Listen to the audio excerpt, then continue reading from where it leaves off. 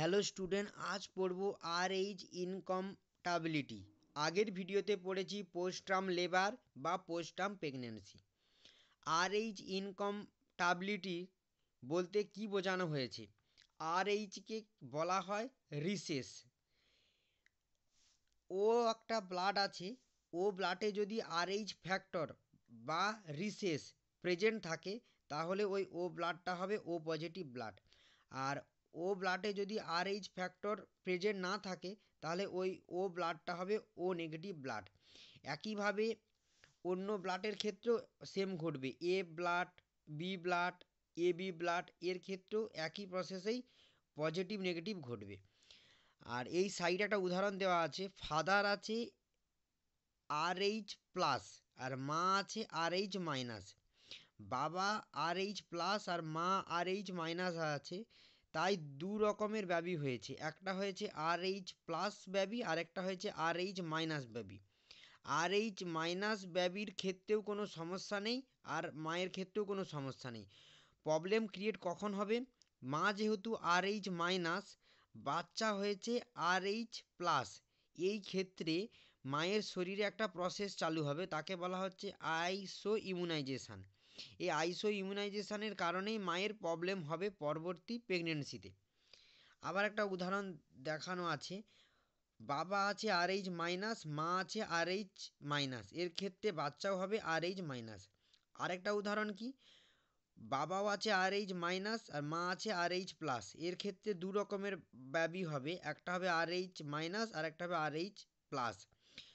প্রথম উদাহরণটা যে দেখলাম দুজনেই মাইনাস, তাই কোনো সমস্যা নেই, মায়ের ক্ষেত্রে কোনো সমস্যা হবে না। আর দ্বিতীয় উদাহরণে মা যেহেতু পজিটিভ আছে তাই মাইনাস বেবি হয়েছে একটা আর একটা প্লাস বেবি হয়েছে, এর ক্ষেত্রেও মায়ের কোনো সমস্যা নেই।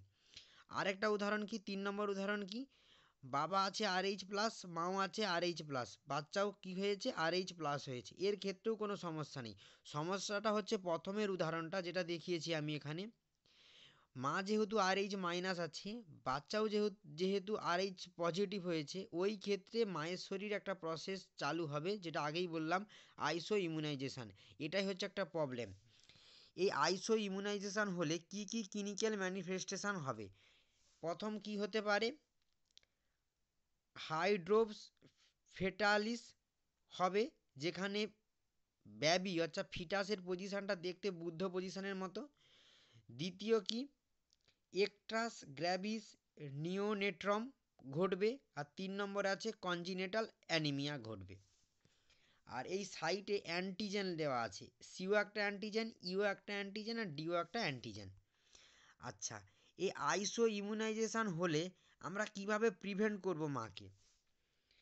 রিসেস অ্যান্টি ডি ইমিউনোগ্লোবিন দেব মাকে IM-এ আফটার ডেলিভারি বা আফটার অ্যাবর্শান। কখন দেব? 27 ঘন্টার মধ্যেই দেব। আর 27 ঘন্টার মধ্যে দেওয়ার থেকে এর আগে যদি আমরা মাকে ইঞ্জেকশানটা দিই IM-এতে, খুব ভালো হবে। আর মেডিকেলি টার্মে ইউজ করা হয়েছে 27 ঘন্টার মধ্যে দিলেই হবে। আর আরেকটা কি প্রিভেনশান কীভাবে করব? To prevent feto maternal bleed. যখন আমরা সিজারিয়ান সেকশান করব সেই অর্থাৎ যখন বাচ্চার ডেলিভারি করব সেই সময় আমাদের লক্ষ্য রাখতে হবে মায়ের শরীরে যেন ফিটালের ব্লাড না প্রবেশ করে, এটা আমাদেরকে লক্ষ্য রাখতে হবে।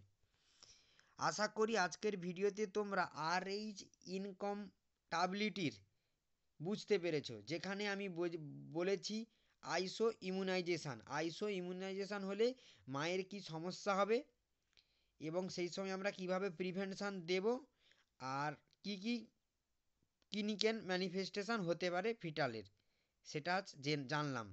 ওকে, থ্যাংক ইউ সো মাচ।